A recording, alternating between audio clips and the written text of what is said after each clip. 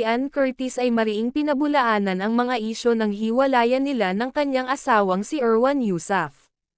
Ayon kay Ann, walang katotohanan ang mga balitang may third party na sangkot sa kanilang relasyon.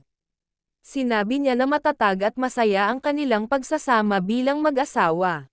Nagpasalamat din siya sa mga tagahanga na patuloy na sumusuporta at nagtitiwala sa kanila. Ani Ann, hindi siya naapektuhan ng mga tsismis dahil alam niya ang totoo sa kanilang relasyon. Pinayuhan din niya ang publiko na huwag maniwala sa mga pekeng balita.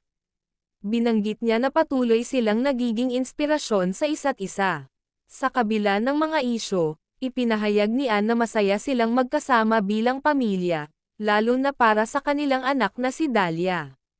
Naniniwala siya na ang pagtitiwala at pagmamahalan ang susi sa kanilang matatag na relasyon. Dagdag pa niya, maligaya at puno ng pagmamahalan ang kanilang tahanan.